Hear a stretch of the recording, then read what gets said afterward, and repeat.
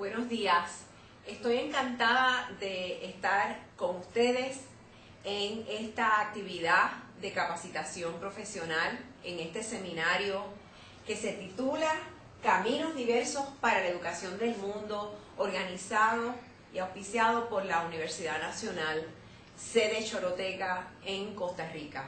Lamentablemente, por compromisos profesionales ineludibles, no he podido viajar a Costa Rica, pero gracias a la magia de la tecnología estoy con ustedes brindándoles esta conferencia y de una manera muy especial les acompaño en esta actividad tan importante para el desarrollo profesional de docentes en el hermano país de Costa Rica. En la mañana de hoy les presentaré la conferencia Palabra y Pensamiento, vínculos a través de la literatura infantil.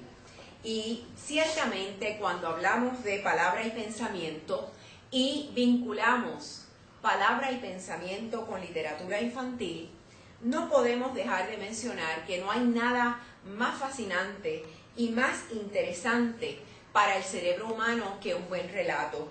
Y me voy a dar a la tarea de comenzar compartiendo con ustedes un buen relato, porque me parece que va a establecer lo que es el espíritu de esta conferencia. Y voy a leer un libro de mi autoría que ha sido muy popular con los niños y las niñas de edad temprana en este país, en Puerto Rico, que se titula Sapo, Sapito, Zapote.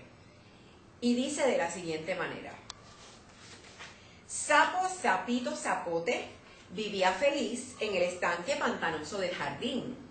Con él vivían 100 ranas, ranitas, ranotas, que eran sus primas, primitas, primotas.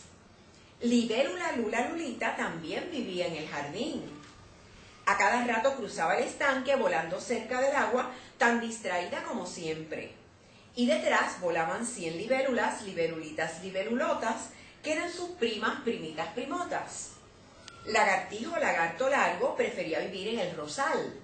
Entre las rosas de Francia, lagartijo, lagarto largo, se tendía cuán largo era a tostarse al sol.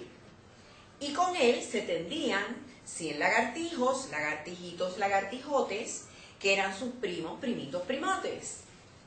Grillo, grillito, grillote brincaba de rama en rama. Poco le importaba si era un rosal o un jazminero lo que pisaba. Con él brincaban 100 saltamontes, saltamontitos, saltamontotes, que eran sus primos, primitos, primotes. Un día, sapo, sapito, zapote, libélula, lula, lulita, lagartijo, lagarto largo, grillo, grillito, grillote y sus primos, primitos, primotes, descubrieron que al otro lado del jardín había otro estanque más pantanoso, otro rosal más primoroso y un jazminero más oloroso. Sapo, sapito, zapote, libélula, lula, lulita, lagartijo, lagarto largo, grillo, grillito, grillote y sus primos, primitos, primotes, empacaron las maletitas y se mudaron al otro lado del jardín.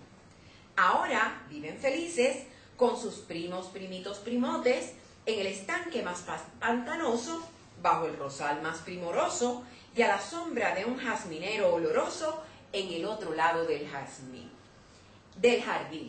Y colorín colorado, como decimos en Puerto Rico, este buen relato ha terminado. Con este relato comenzamos nuestra conferencia y ciertamente la tradición oral de relatos es lo que precede la existencia de la literatura infantil como la conocemos en este momento histórico. Antes de que los seres humanos inventáramos la escritura, ya existía el lenguaje oral y lo utilizábamos precisamente para contar relatos. Y en ese momento tan lejano en la historia, inclusive antes de la historia, en la prehistoria, la palabra oral era mágica, y era tan mágica como es ahora. Y era mágica porque ha tenido siempre el poder de evocar fuerzas misteriosas, de crear realidades inexistentes, de invocar espíritus, de invocar a los dioses y de transmitir las historias del clan. Sin embargo, aunque en la Edad Media todavía no existía la literatura infantil, tampoco existía el concepto de la niñez como un concepto social. Estos relatos orales constituían un mecanismo importante mediante los cuales se distribuía y se compartía la cultura de un lugar donde vivían adultos y niños sin mucha distinción entre ellos, porque en la Edad Media todavía los niños participaban con los adultos de las actividades de los adultos y no había una distinción real entre las actividades que ellos desempeñaban y las que desempeñaban los adultos. Sin embargo, es interesante que en el contexto de estos relatos orales, como el Cantar del Mío Cid, el Beowulf, los romances, el Conde Lucanor y las aventuras de los caballeros andantes, ya existían, para sorpresa de todos, las cartillas y los cuadernos. Increíblemente, datan de la Edad Media. La literatura infantil es un producto de los siglos XVII y XVIII en Europa y cobra mayor fuerza en el siglo XIX, cuando empieza a tomar forma el concepto social de la niñez. Y es interesante notar que a medida que se va forjando el concepto social de la niñez en el siglo XIX, vemos una explosión, literalmente, de la literatura infantil que cobra mayor auge a principios del siglo XX. La literatura infantil durante el siglo XX ha visto un renacer particularmente en las últimas décadas del siglo XX y desempeña un papel muy importante en nuestra sociedad occidental, particularmente en lo que tiene que ver con la educación en la niñez temprana o la educación inicial.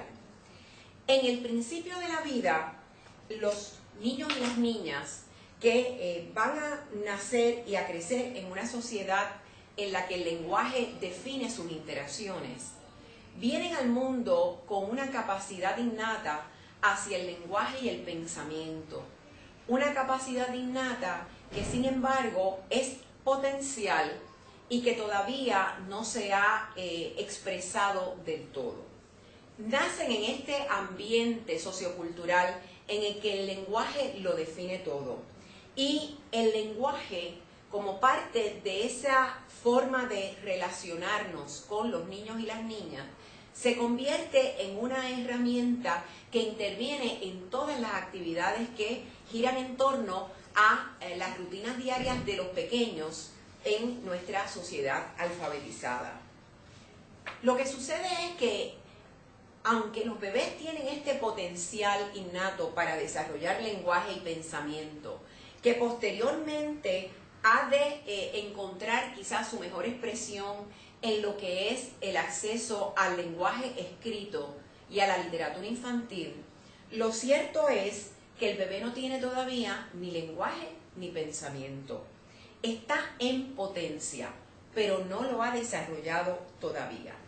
A medida que el bebé empieza a desarrollar el lenguaje desde la perspectiva de Vygotsky, desde la perspectiva sociohistórica, lo que hace es apoderarse de esa herramienta sociocultural que llamamos lenguaje oral, para ir de una manera muy paulatina estructurando y configurando los fundamentos de su mente, de la mente humana. Y ciertamente en este proceso de desarrollo vemos cómo el lenguaje y el pensamiento interactúan de una manera muy definitiva. Interactúan en el contexto de las actividades concretas que se llevan a cabo alrededor de los niños y las niñas y en los que ellos son partícipes y protagonistas. Interactúan particularmente en el contexto de las actividades de lectura de literatura infantil.